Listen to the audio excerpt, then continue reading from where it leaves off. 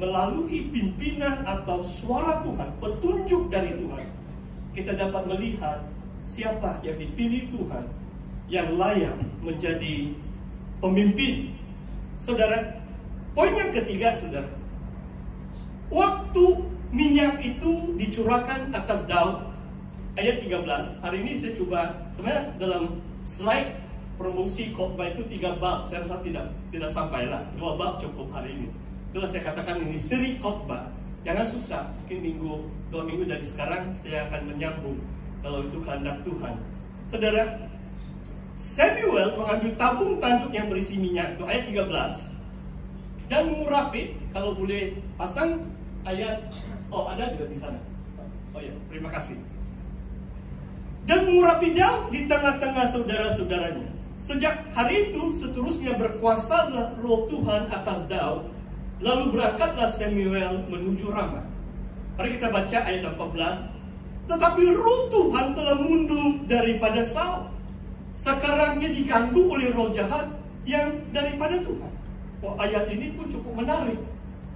Yang satu, roh Tuhan turun berkuasa atas Daud, 15-16 tahun remaja, yang senior raja, pemimpin utama, disebut roh Tuhan telah mundur daripada saudara. Saya boleh katakan dalam pengalaman saya, yang saya paling khawatiri dalam hidup atau pelayanan saya adalah roh Tuhan mundur daripada saya. Jangan kamu pikir orang yang sudah 20, 30, 40 tahun melayani, dia tetap diurapi Tuhan. Saya tahu, tidak payah sebut nama, dan saya juga tidak mau menghakimi siapa-siapa. Tapi kita boleh tahu, ada hamba Tuhan yang mungkin 10 tahun yang pertama mereka diurapi Tuhan. 20 tahun pertama dalam pelayanan masih diurapi Tuhan. Tetapi tidak tahulah apa hal-hal yang masuk dalam hati mereka. Mungkin iri hati, dengki, mungkin keinginan mau mewah, kekhawatiran dunia, macam-macam perkara masuk dalam hati, sehingga roh Tuhan tidak lagi menyertai pelayanan mereka. Mungkin mereka tetap melayani juga itu, tapi roh Tuhan telah mundur daripada Saul. Maksudnya kita tidak boleh ada asumsi roh Tuhan itu. We cannot assume, we cannot take for granted the Holy Spirit is always with us. Tuhan yang berdaulat, dan di sini mengatakan dia diganggu oleh roh jahat. Kalau Roh Kudus mundur daripada kita, yang datang adalah roh jahat. Ada satu perumpamaan, bukan juga perumpamaan, ini ajaran Yesus dalam kitab Injil. Orang yang baru bertobat seperti rumahnya dibersih, hatinya dibersih, dosanya diampuni. Tetapi kalau dia kembali kepada kejahatannya, apa kata Yesus? 7 roh yang lebih jahat akan kembali ke rumah yang sudah dibersihkan, dan keadaannya lebih buruk, lebih dahsyat berbanding sebelum dia bertobat. Wah, kan? Boleh saja orang yang sudah dipenuhi Roh Kudus, dia kembali berbuat jahat, 7 roh yang lebih jahat akan kembali menghuni orang itu. Ini firman Tuhan dari 1 Samuel. Dalam kitab Injil, Tuhan Yesus yang mengajar mengenai itu. Saudara, yang keempat, saudara, adalah Daud sebagai pemain kecapi. Saya tidak tahu kamu dengar itu kecapi sekarang ini macam gitar begitu. Saya tidak tahu tadi kamu observant atau tidak. Mungkin lagu yang terakhir itu lead gitar, tapi kena ganti ya, pastor di depan, jadi senang tengoklah itu. Tidak tahu kenapa itu kita elektrik rosak. Jadi Deacon Setiosa dia main ganti. Sedang dia plucking, saya rasa hadirat Tuhan mulai turun menjamah hati saya. Itu kesan kecapi, saudara. Daud dia pemain kecapi.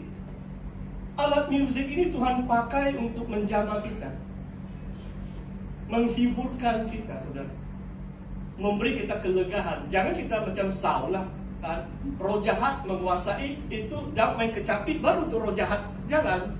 Semua orang yang masuk gereja ini dipenuhi Roh Kudus, dia ada roh jahat di sini. Tetapi kecapi itu yang dimainkan oleh Daud sehingga dia boleh rasa nyaman, dia lega, dia tenang, dia penuh damai sejahtera. Pujian penyembahan harus membawa kita penuh damai sejahtera. Dan saya sungguh merasakan hadirat Tuhan. Kalau saya tidak khotbah, saya mau menyanyi jadi 10 kali lagu itu tadi. Tapi saya perlu siap-siap bawa khotbah. Jadi saya pun beginilah itu. Haleluya. Saudara, ada poin yang kelima. Apa yang disebut tentang Daud? Saya mau PMM kamu dengar. Daud masa ini baru 15-16 tahun. Disebut dia seorang pahlawan, ayat 18. Gagah perkasa, seorang prajurit, yaitu askar, soldier, pandai bicara, elok perawakannya, dan Tuhan menyertainya.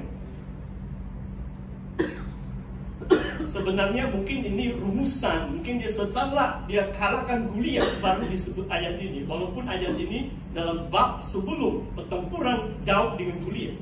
Saudara, saya mau uraikan ini, saudara. Dari sejak kita muda, Tuhan boleh pakai kita sebagai pahlawan, gagah perkasa, warrior. Saya tidak tahu semangat kamu bagaimana, tapi ini bukan secara duniawi, saudara. Waktu saya dibaptiskan dalam air, sampai hari ini saya ingat apa yang itu pembantu pastor. Karena ada upacara khas di gereja, saya satu orang saya kena baptis malam hari Isnin. Dan pastor itu bernubuat atas saya, Tony, you shall become prayer warrior, intercessor. Waktu itu baru 3 minggu, tidak sampai 3 minggu saya mengenal Tuhan. Jadi saya kecewa dengan nubuat itu. Saya harap dia bilang kamu jadi nabi, jadi pastor begini, Pak. Dia hanya bilang jadi pendoa syafaat, pahlawan doa. Dia katakan prayer warrior, intercessor, pendoa syafaat.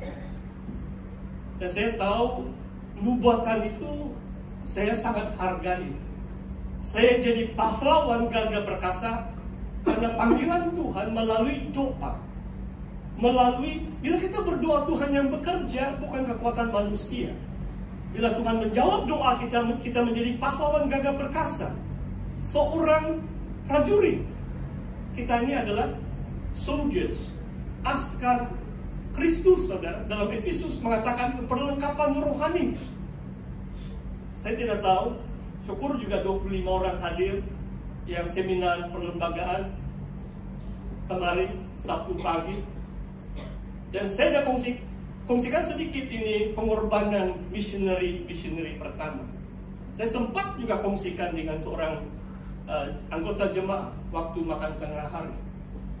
Pendeta mereka pernah share dengan saya, pastor, macam dia, sebab mereka kawin pun di sana, orang pemuda ini, belum sampai 30 tahun. Bila kawin mungkin balik Australia bawa lagi. Nah, ini cerita mereka, saya kurang tahu, tapi Hasan Safwell, 3 tahun dia, ini missionary yang pertama itu. Kembali di Australia 3 tahun bertunang, dia bawa istrinya lebih pandai di bahasa, 1 tahun menguasai Iban, boleh khotbah sudah bahasa Iban. Menurut buku Hasan Safwell, missionary yang pertama injak kakinya di bumi Borneo, di Kuching, kemudian dia naik di Limbang di utara Sarawak. Tapi pendeta mereka, Ellen Belcher, pernah memberitahu saya, dia katakan, kami keluarga jalan saja di hutan 2 minggu makan pisang. Kamu sanggup melayani Tuhan? Askar bahkan makan pisang saja.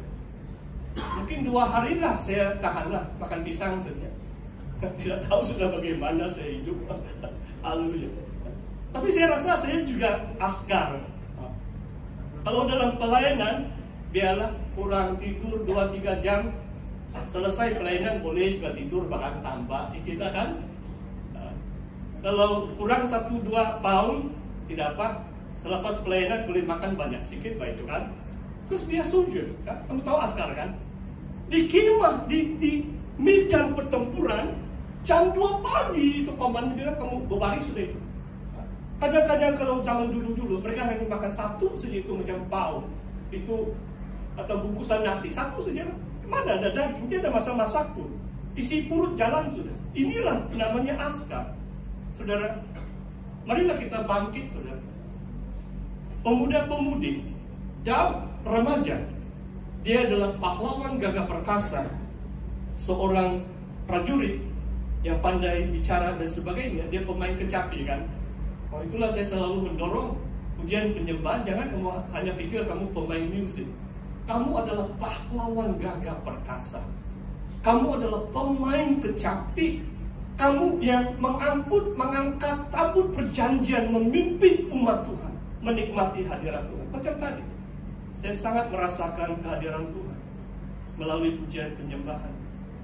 Saudara, yang keenam, saudara, kita masuk sudah ini bab yang ke-17 yang menarik. Ini Daud dan Goliat. Ini cerita sekolah minggu. Tapi pastor juga mau cerita.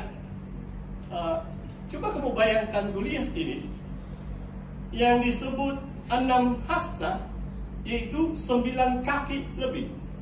Kamu tahu kayak ini? Kalau ini pemain NBA basketball di Amerika, oh tinggi oh, 7 kaki lebih pun ada itu, kan? Kamu tahu itu pemain basketball itu kan? Oh shooting. Dulu saya pun point guard juga itu. Saya main basketball juga. Saya pandai juga, walaupun pendek-pendek kalau berbanding yang orang berkala. Goliat itu 9 kaki lebih. Daud baru tunas remaja, mungkin tidak sampai 5 kaki. Itulah dibilang, itu Goliat menghina dia, mencercanya. Dikatakan kamu masih budak kecil. Kamu mau datang dengan aku, dengan tongkat. Baju zirahnya 55 kilogram. Hanya baju zirah saja. Kamu bagi saya beras 10 kilogram, saya boleh angkatlah itu. 20 pun saya boleh angkat. Kalau 30 saya minta tolong si Ibnu sudah mungkin. Tapi baju zirah si Goliat itu sudah 55 kilogram. Dia punya tembaga, pelindungan roh itu Goliat itu. Saudara, Daud luar biasa. Sehingga kata firman Tuhan, saudara, kita lihat dalam ayat yang ke-11. Saya tidak akan baca semua. Ini cerita, kamu baca sekali. Sangat menarik. Ketika Saul, bab 17 ayat 11,